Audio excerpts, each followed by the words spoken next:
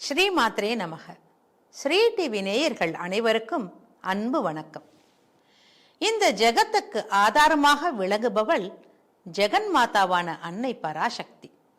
நாம் அனைவரும் அவளுடைய கர்ப்பத்தில் இருக்கும் சிசுக்களே. அவளுடைய ரூபங்களையும் அவள் எடுத்திருக்கும் வடிவங்களையும் அவதாரங்களையும் சாமானிய மக்கள்களான நமக்கு எடுத்து சொல்ல முடியாது. இவளே மகா மாயை. அதனால பிரபஞ்சத்தில் இருப்பிற்கு காரணமாகிறாள். இந்த புவனத்தை தோற்றுவித்த புவனேஸ்வரியும் இவளே. ஆதி பராசக்தியிடம் இருந்துதான் அனைத்தும் தோன்றியது. மும்மூர்த்திகளும் முப்பெரும் தேவியர்களும் இவளே. ஆணும் இவளே, பெண்ணும் இவளே. எல்லாவற்றிற்குள் இருக்கும் சக்தியும் இவளே.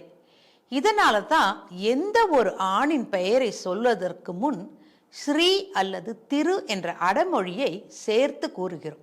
ஸ்ரீ என்றால் மகாலட்சுமியை குறிக்கும், சக்தியை குறிக்கும் சொல். ஈஸ்வரர்களுக்கு எல்லாம் ஈஸ்வரியான அன்னையின் சக்தி பீடங்களை தரிசித்துக் கொண்டிருக்கும் நாம் இன்னைக்கு தரிசிக்க போவது மகாசக்தி பீடம் என்று போற்றக்கூடிய கோலாப்பூரில் எழுந்தருளி இருக்கும் அன்னை மகாலட்சுமி கோவிலை தரிசிக்க உள்ளோம். இந்த க்ஷேத்திரம் கரவீரபுர க்ஷேத்திரம்னு போற்றப்படுகிறது. கோலாப்பூர் மகாராஷ்டிராவில் உள்ள ஒரு பழமையான நகரம். இங்கே பஞ்சகங்கா என்னும் நதி ஓடுகிறது.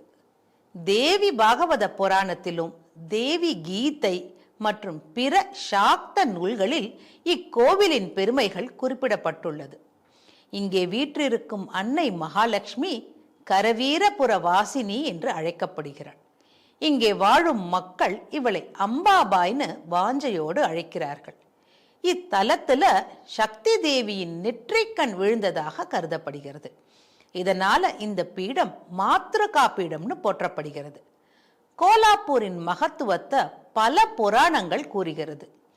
சிவனும் பார்வதியும் ஒரு முறை உரையாடும் போது சிவபெருமான் காசிக்கு ஒரு அரிசி அளவு உயர்ந்த மகத்துவம் கொண்ட கோலாப்பூர் என்ன காசியை விட சிறந்த க்ஷேத்திரமாகும்னு கூறியதாக புராண செய்தி. ஆதி காலத்தில் இந்த இடம் பிரம்மஸ்தானம்னு போற்றப்பட்டது. இங்கே அகத்திய முனிவர், மார்க்கண்டேயர், ஜமதக்னி போன்ற பல முனிவர்கள் வந்து தவம் மேற்கொண்டு இறைவனை தரிசித்த இடமாகும். இனி தல புராணத்தை பார்க்கலாம். முன்னொரு காலத்துல கோலாசுரன் ஒரு அசுரன் இப்பகுதியை ஆண்டு வந்தான். அவனுடைய மகன் கரவீரன் ஆவான். வழக்கம் போல அனைத்து அசுர சக்திகளையும் தன் தவத்தினால் பெற்று தேவர்களை துன்புறுத்த தொடங்கினான். தேவர்கள் அவனை வீழ்த்த முடியாமல் சிவபெருமானிடம் தங்களை காக்குமாறு வேண்டினார்கள்.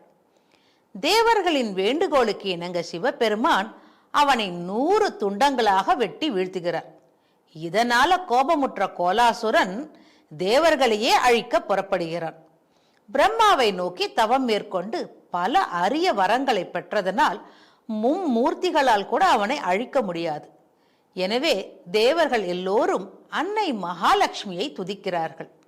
தேவர்களை காக்க அன்னை கோலாசுர பயங்கரியாக வடிவெடுத்து கோலாசுரனுடன் போர் புரிகிறாள்.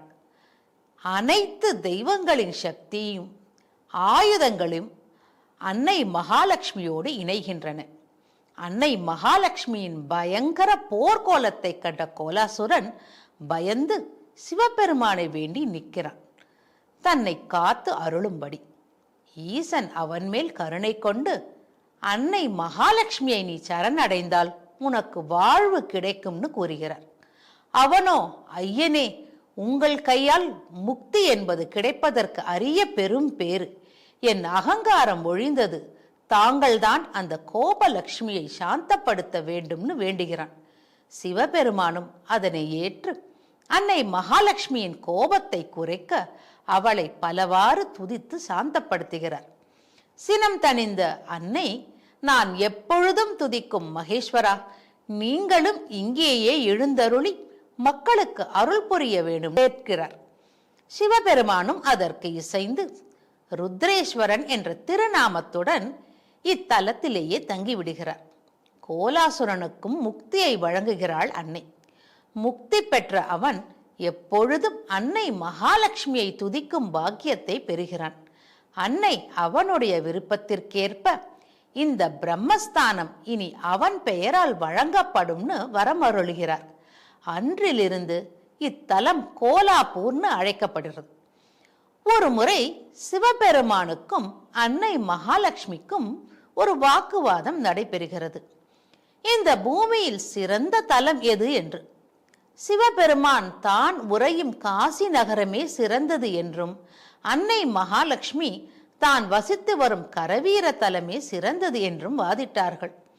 அப்பொழுது அங்கு வந்த திருமால் ஒரு தராசை எடுத்து வந்து ஒரு தட்டில் காசி தலத்தையும் மற்றொரு தட்டில் கரவீர தலத்தையும் வைக்கிறார். கரவீரபுரி இருந்த தட்டு தாழ்ந்து காசி தலம் இருந்த தட்டு உயர்ந்தது.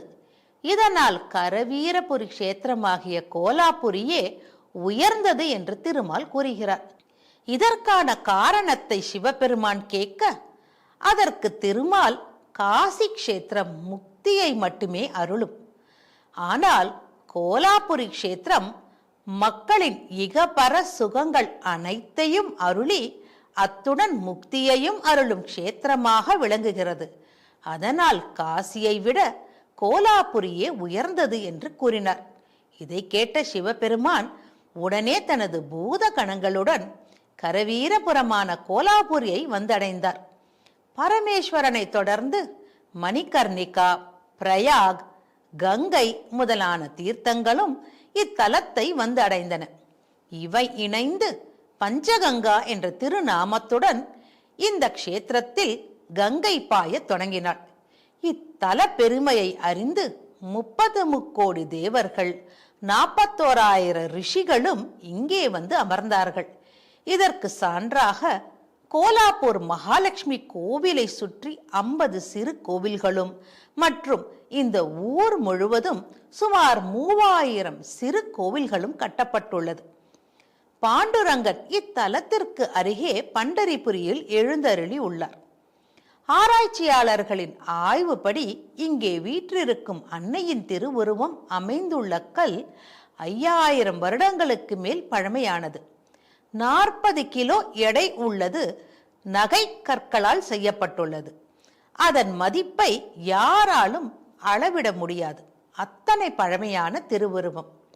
இக்கோவில் பற்றி மேலும் பல அரிய தகவல்களுடனும் அன்னையின் பெருமைகளையும் நாம அடுத்த பகுதியில் பார்க்கலாம். சர்வம் சக்திமயம்.